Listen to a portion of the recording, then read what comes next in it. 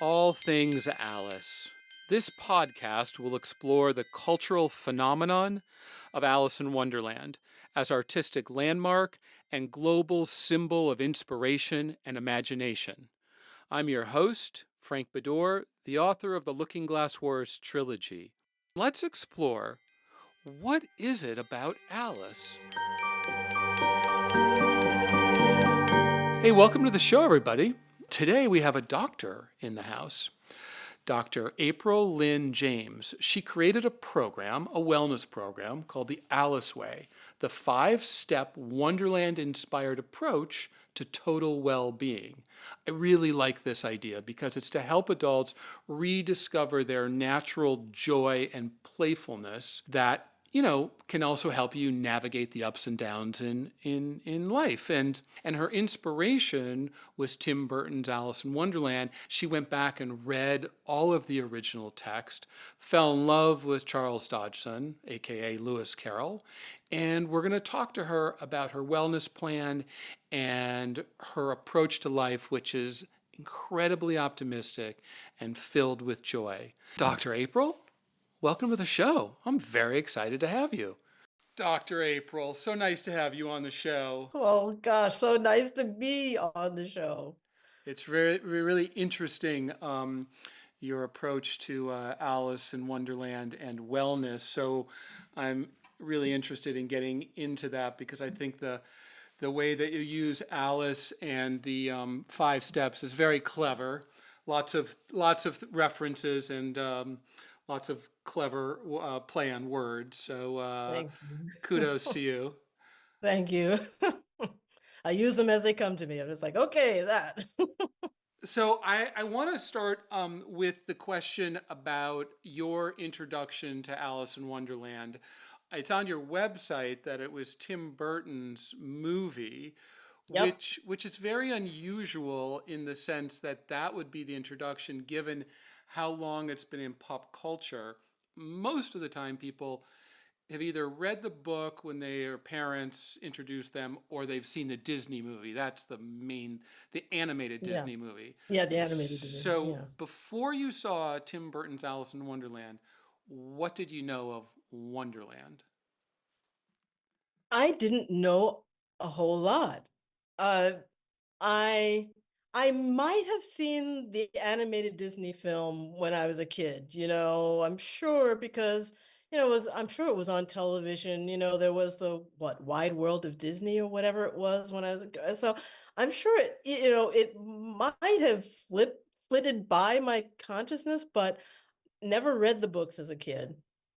Um, the only bit of Lewis Carroll stuff that I really knew before seeing the Tim Burton film was the poem Jabberwocky. Oh, okay. All right. Yeah, yeah. Because in college, at Queens College, my undergrad, I took a Victorian literature class or something like this, and that was in the book. We had to read something. I forget what the assignment was, but anyway, I read that. I loved that poem because I was into medieval stuff at that time. I was big on I had taken Arthurian literature classes and I was really big on knights in shining armor and that whole old English, Right. that's kind of mock old English that it's written in that Jabberwocky's written, it really appealed to me. And I just loved that. But then I didn't really know anything else about Lewis Carroll or Alice's Adventures until after that Tim Burton film. So tell me That about the experience seeing the movie and tying the Jabberwock poem together and this author who did this poem that you studied, and then you saw this Tim Burton version of the adaptation. What was your reaction to the movie, and then where did you go from there? Yeah, well, gosh. That movie, I'll have to say that that whole movie, I almost didn't see that film because at that point I was in a really difficult point in my life. I had moved back to New York after getting my doctorate up at Harvard. I'd moved back to New York to try to start a career, and I moved back in with my mother because, that's what you do because you can't afford to do anything in New York. That's right. Like You're not really. the only one. Yeah, and so I moved back in with her, and then over it was a decade. I came to call it a decade of awfulness because I was trying to build an opera career at that time. I was trying to build some kind of creative career. By the time March 2010 came around, I was borderline depressed. I wasn't working, like, and nothing was really working. But I was a member of the Actors Work Program, which is part of the entertainment industry unions. I could take part in that. And I'd met someone, I was friends with someone who was a member of SAG, and she had passes to the then newly opened film, and she invited me. And I was like, oh, I don't really know anything about Lewis Carroll. I don't really care about Tim Burton and Johnny Depp. I just wasn't really big into them. And so I hemmed and hawed and hemmed and hawed. And then 5 minutes to showtime, she's like, are you sure you don't want to go in? And I said to myself, I've not seen a 3D film.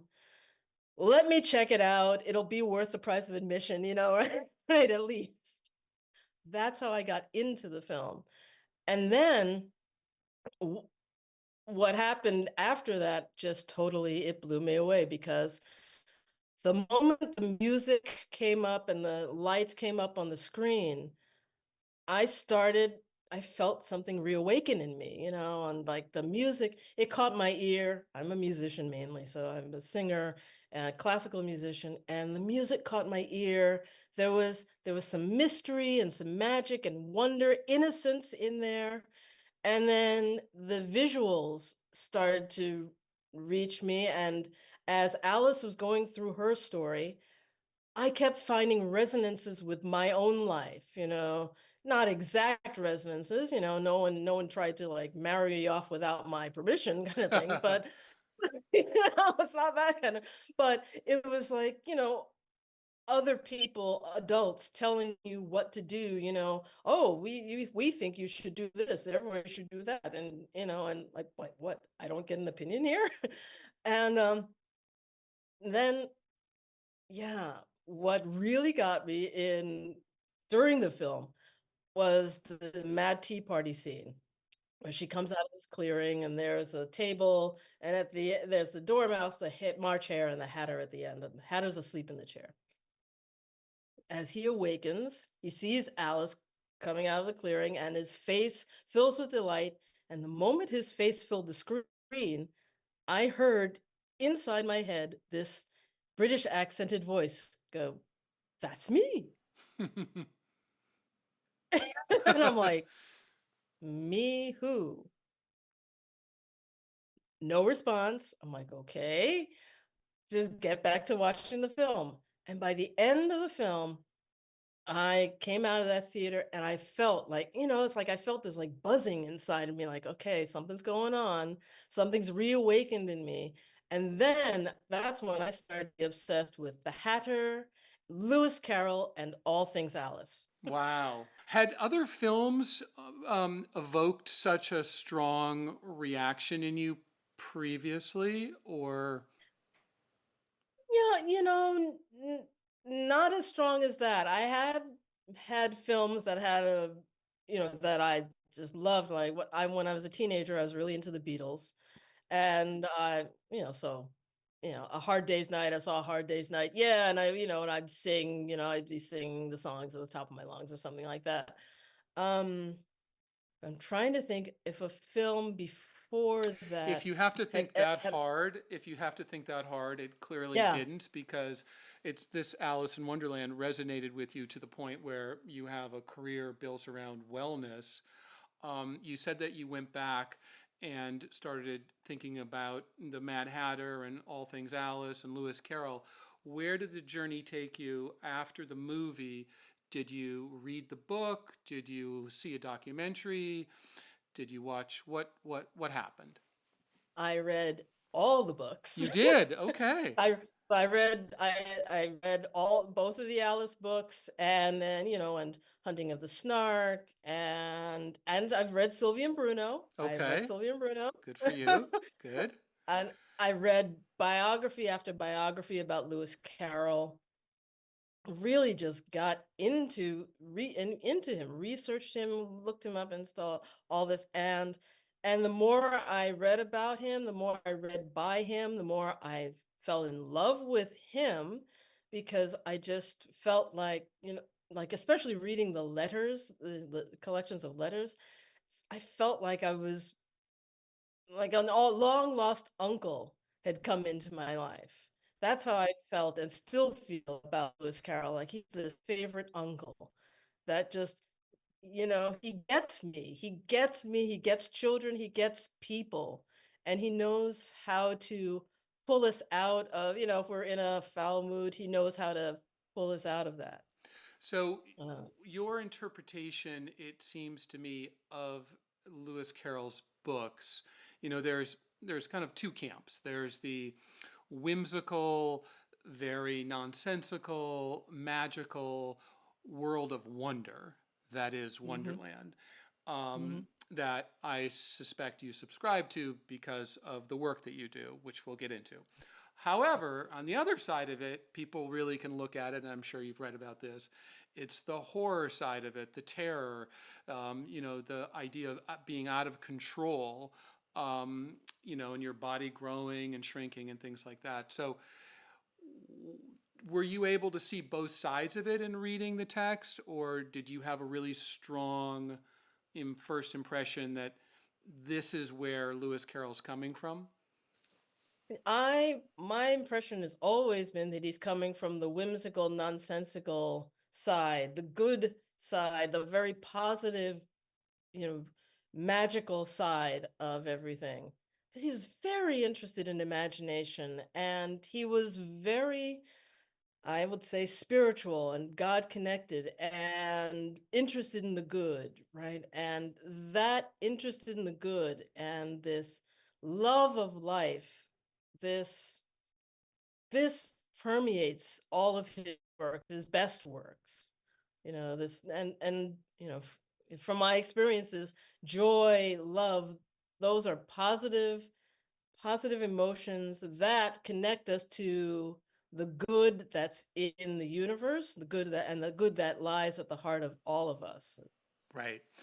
I agree with you. And the first word you used was imagination. And that's how I was struck by the text and what Lewis Carroll was talking about. And also, as an adult writing for adults and for kids, I always thought it was about keeping that childhood wonder and imagination going and how we Yes. lose it as an adult. And, he was a very kind of, in a lot of ways, very rigid, man who taught mathematics.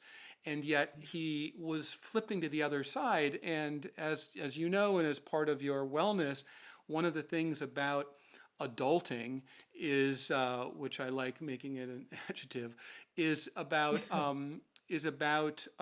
getting back to that youthful, imaginative joy that is part of life that you always lived in as a kid, right? Right.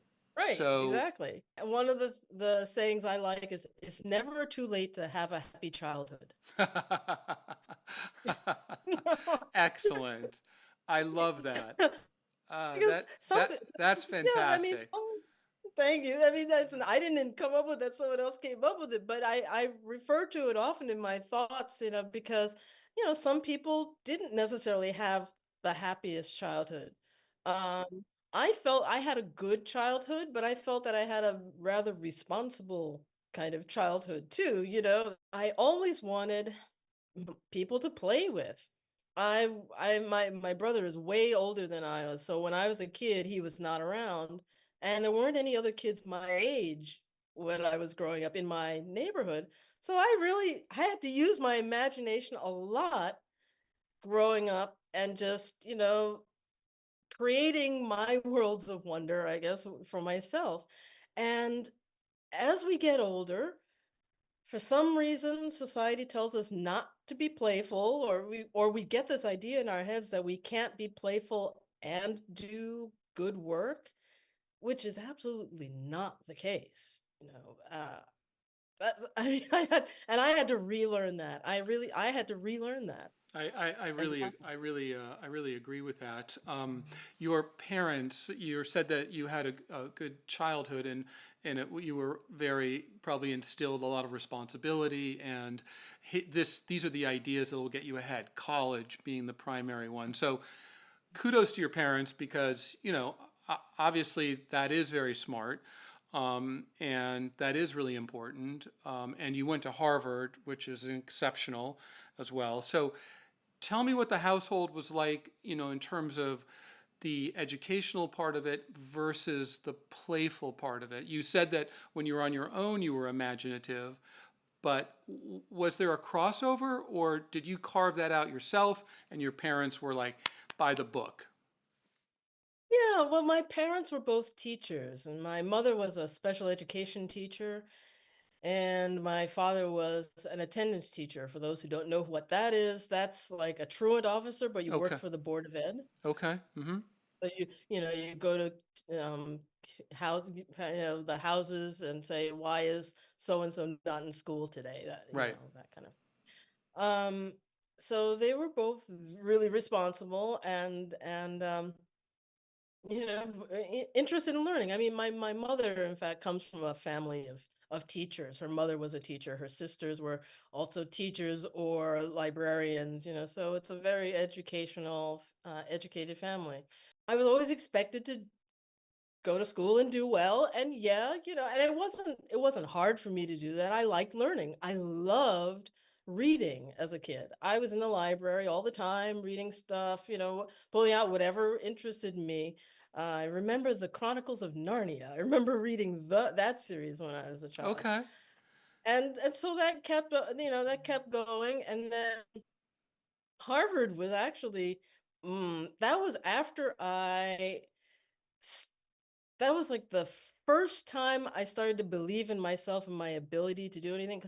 So I'm a singer by inclination, more than training. I've always loved music.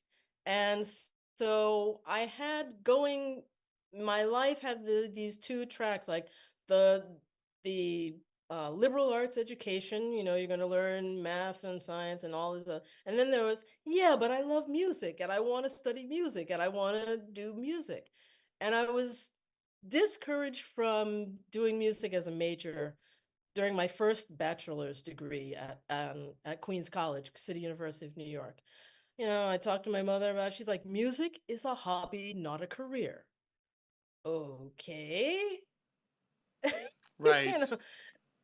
know, and I understood that, but it's like, well, then what do I do? Because yes, I'm good at languages. Yes, I'm good at English, but I didn't know what I would do with those. So I actually went into communications. I went into TV and publishing after my degrees at Queens College, and I hated it. I really just like didn't like the field. And so what happened is, after a couple of years of job to job to job, to this TV show, that TV show, this journal, this magazine, I was laid off right before Thanksgiving, and I said, you know what? I'm going to go and study what I wanted to study before. So I'm going to go back to Queens College and study music, and we'll see how it works out then. And, Good for you. Good for you. and that's how I wound up at Harvard. So, because of that Do you music think degree. that was a smart thing for your mom to say to you, versus saying follow your passion? I mean, because I find that to be really difficult. I have two teenage kids, one who just went off to college, and who knows what he wants to do. And, he doesn't want to be in entertainment. He sees dad and wants to Uh-huh. be in more business. But my daughter, she's going all over the place. And, to your mom's point, it's like, okay, maybe you can do it.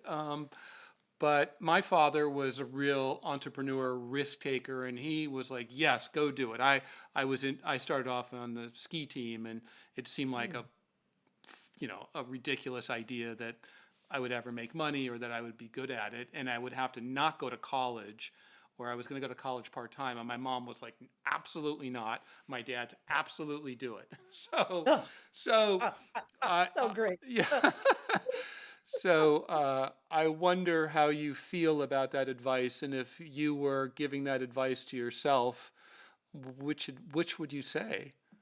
Well, gosh, it's taken me a long time to kind of get over my mother's advice and realize that she was right in a way. She was wrong in a way and right in a way. And Do I should also mention that my father, even though he was an attendance teacher when I was growing up, he was laid off from the city. They had a massive bunch of layoffs in the 70s, and he was also an entrepreneur. And so he started his own driving school after a time. oh And oh, good for him. so, yeah.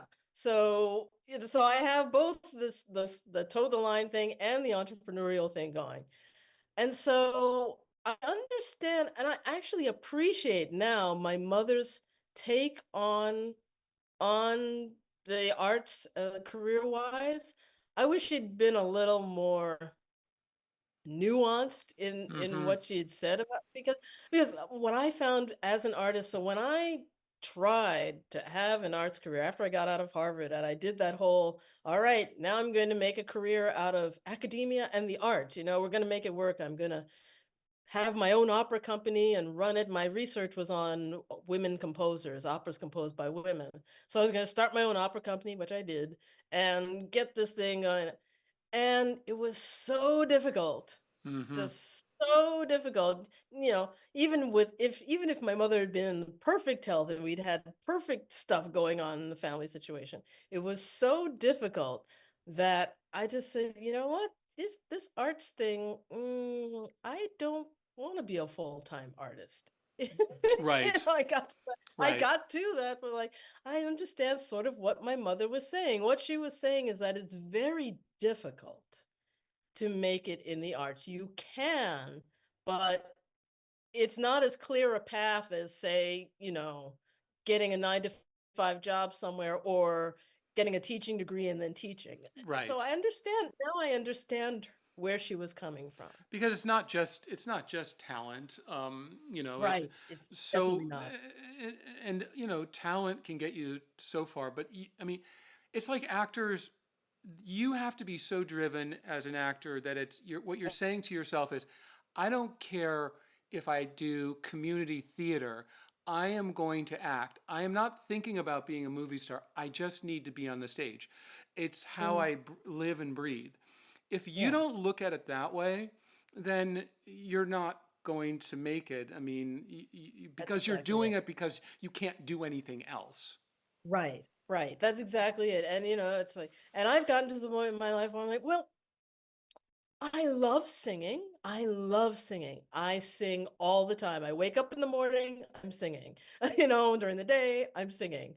I'm singing Bach, I'm singing Handel, I'm singing Mozart, I'm singing all this stuff, this gorgeous music that I love. And I don't have to be out in front of people to do it. It's like I came to that realization, like I need to be with other people. So yes, there's a pianist that I'm working with now. I sing in choirs. I've done some recordings, but I don't have to like it's well, the opera singers that I knew, they had to be in an operatic role. They had to be on stage. They had to be. I'm like, no. Well, you found your way in terms of combining a lot of different interest with your website or your Mhm. wellness program that you offer, which is the Alice Way, which is how I Yes. originally found you. So I love the way that you describe to help adults rediscover their natural joy and playfulness so they can better navigate life's ups and downs. Well, I came to these 5 steps. So the 5 steps, Alice is not just the name of the heroine of Alice's Adventures in Wonderland for me. She also gives her names as an acronym to the 5 steps. And I have these written down as like little equations. So A equals awe, as in awe, plus authenticity. And Yes, the TEA for the tea A. party that you're using. I love that. Yeah. Okay. Yeah. Yeah. So Okay. that's awe plus authenticity. L is love plus levity. I is inspiration plus impossibility. C is courage plus clarity. And E is exercise plus expressivity. Beautiful. So, there's double meaning for everything.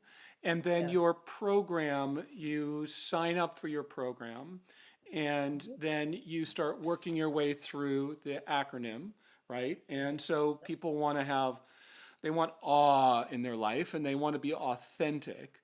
So, Right. and to be authentic, you have to know yourself. That's right. And to know yourself is one of the themes of Alice's Adventures in Wonderland. Um, Exactly. and so, do you tie the story and Alice as the protagonist into the exercises? I'm assuming there's Exactly. exercises. So, can you tell me Yes, there are. Yeah, tell me a little bit absolutely. about that? That's exactly what I do. So each of these of the parts of the Alice Way, I have I have an online video course, and I also do this in person. But I'll talk about the video course as it's most accessible to people, is that I divide it up into chapters, plus an intro and a conclusion. So for each chapter, like the chapter on A for awe and authenticity, I do a video where I introduce the topic by reading something from Alice's Adventures in Wonderland that relates to awe Oh, great. That's and, incredible. or or wonder, because that's what it's Wonderland, right? So there's wonder. So I read a little bit from Alice's Adventures in Wonderland, and then I relate a story from my life that connects to the same concept of awe. And then there's an exercise, a separate video that's the exercise, now how you can experience awe in your life. And this is what I recommend, and that's, and each of these videos most of them are under 10 minutes. There are one or two that are a little over 10 minutes, but I kept them short. That's my background in TV, and it's showing that I'm like, I know how this works. I gotta keep it short so people can enjoy these videos and then work through them. And I also have a 42-page playbook. I would call it a workbook. It's a playbook to accompany the course so that people can also, there are some written exercises that go along with each video, with each chapter of the Alice Way. Is there any crossover between the text that you're referencing and Tim Burton's Alice in Wonderland? Was there anything in his movie that you carried over for your program because you liked it? Because obviously it was quite different. She's about to get Yeah, married, she's 20, yeah, she comes yeah, back. So, do you have a yeah. crossover or do you stick with the traditional text, the Lewis Carroll text, out of curiosity? For copyright reasons and Ah, yes, yes, yes, yes, yes, yes, yes. I stay away from referencing the Tim Burton film in the Alice Way in the course. Right. And Yes. If you're making money from it, you can't yeah, use it. Well, I knew yeah, that. I yeah. forgot that, but I did know that. It's a good question. And it's like, oh, I would love to have, but no, I keep with the original. Because it's also, let's think about it. The original is the reason why the Tim Burton was so effective. Yes, The absolutely. Tim Burton wouldn't have been anything without the original work. So let's reference the original work. And I really want to encourage people also with my work to engage with Lewis Carroll and engage with his work. So it's, the Alice Way is not just about me, and it, yes, definitely is about rediscovering joy. I want adults to rediscover. I want to have other people to play with, but it's also, hey, check out this author, this man who was just such an incredibly loving soul and left us such engaging, enriching, magical works that can still affect us, that still are important. I just want that. 150 plus years later. No, 150 plus years, it's amazing. I mean, how many times in a week do you hear the phrase down the rabbit hole? I bet you hear it a lot more since you saw the movie and you did this. Before the movie, you probably didn't even know it was connected to Alice in Wonderland. I didn't exactly. I don't think I ever knew that it was connected. And then I'm like, oh, that's what that phrase comes from. Oh, okay. Okay, so I have a question for you. You Sure. use the word joy, and Mhm. joy is having a moment in society and culture right now. Why do you think that is? Because joy is one of the most underrated emotional states. It's true, People have right? forgotten it. Yeah, Forgotten people it. have forgotten it. It's one of those things you forget also as an adult Mm. because Mhm. you're waiting for. I mean, I'm going to Mm. speak for myself. I'm usually Mhm. waiting for something really outstanding to happen, like having this interview, which will create great joy for me. But as opposed to finding joy in the little things when you're just going about your day, like a really amazing cup of coffee that's delivered in a, that's got a spectacular symbol on the top. It's like, oh, the first Mhm. sip. It's like, I don't know if it's joyful, but joy is, I think we should Yeah. be Yes. enhancing joy in life. And, but, Mhm. living with joy is a nice state if you can get to it. We can get to it. And that's the thing. I think sometimes people think it's unapproachable or unattainable, but it's not. I maintain that joy is our natural state. And I think that's something that Charles Dodson, so Lewis Carroll's real name, Charles Dodson, I think he understood that because I feel that his his cultivation of these child friendships and his love of telling stories grows out of a recognition that children come in joyful. We come in joyful. And, he was the eldest male child in a family of 11. So he got to experience that, growing up with, helping his brothers and sisters, right? And seeing them and playing with them because he was sort of like the family entertainer, right? He would make up things for his siblings. And, and that's his love of the theater. I think that's where his love of the theater came from, this being able to access imagination and joy and seeing people who could do that regularly and just there's there's something divine about joy that I also think he understood. Well said. Joy and love, they come from the divine. That's where we come from. That's the source we go back to. So let's keep that in our lives because that is the actual fuel for our lives.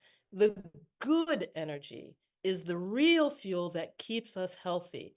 And that's why we need to cultivate these good emotions, these good, speak good words, take in good thoughts, do good deeds. That's what keeps us healthy as individuals and a society and a world. Well, you certainly seem to be living the Alice way. So well played, well Thank, articulated, and you thank have you. you have that persona in you that really positive, optimistic, as my dad used to say, view of life. Um, Mhm. at the same time, the Alice and Lewis Carroll, there's a secondary character that has somehow found her way into you. Madison Hatta, is that correct? Madison Hatta Sonneteer. Yeah. Sonneteer. So can you tell us a little bit about her and her birth? Yeah, so this is what I mentioned earlier, that voice that came to me during the Tim Burton film.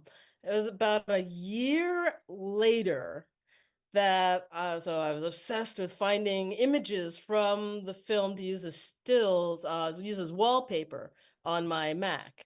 And I came across one that had a picture of the Hatter and a poem on the side.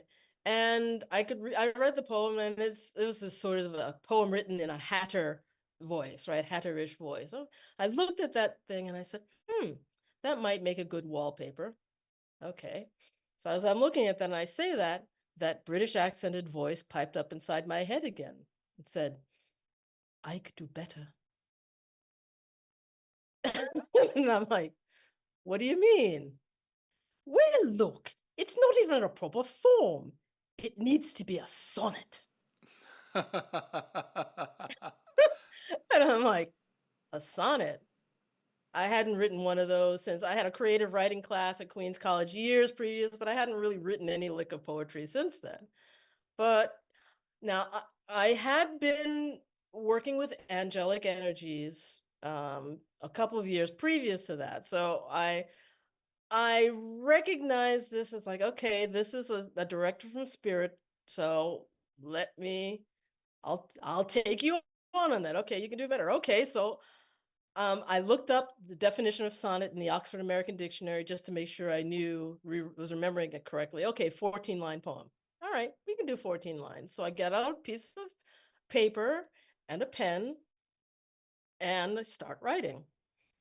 And then I start laughing because 15 minutes later we have, if I were not mad, what on earth would I be? 'Tis an unlikely prospect, I'm sure you'll agree. Those voices that whisper when no one is near, their meaning is all too entirely clear. I laugh out of turn, I sing in the rain. To me, this is custom, to others, insane. My past is a mystery shrouded in dreams, concealed by blue starlight and moonlit by streams. My present meanders up uncommon roads, and as for my future, who knows what it holds? My friends, they're a mixture of whimsy and wise who come round the bend to drink tea in disguise. In a world where 1 + 1 = 3, if I were not mad within, who would I be? That came right out of my pen. As I heard it, Excellent. that's how I wrote it. And then the name, Madison Hatta Sonneteer, and the profession, Sonneteer, came right out of the pen afterwards. I'm like, oh, okay, thank you. All right. That was really brilliant. And I can see the connection with Lewis Carroll and how strong it is in terms of the brilliance of that poem and how relatable it is to his work and to your own creativity. Thank you Mhm. so much for sharing that. Have you published that somewhere, or where would somebody find that? Yes, it's been published in Madison Hatta's book of unreasonable rhymes, which is, if Moonstone Press still has it. This is a small press in Philadelphia, Okay. and they published it in 2015 in a chapbook, that chapbook. It's also available now on the Gulf Coast Writers Association website because I submitted the essay. So the Alice Way is now a course, but I plan to have it as my second book. Oh, And I published my opening essay from that book. Well, I sent it in to the writing contest and it won third place in the writing contest. oh, amazing. How cool is that? Yeah, I know, Well right? done. Thank you, thank you. And so it's now up on the Gulf Coast Writers Association website. It's because that sonnet's at the end of that essay.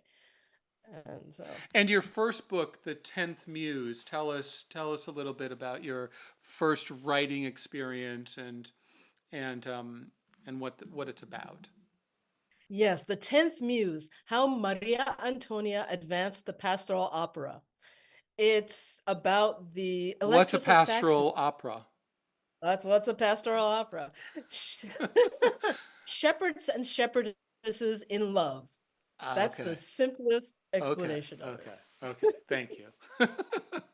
You're welcome.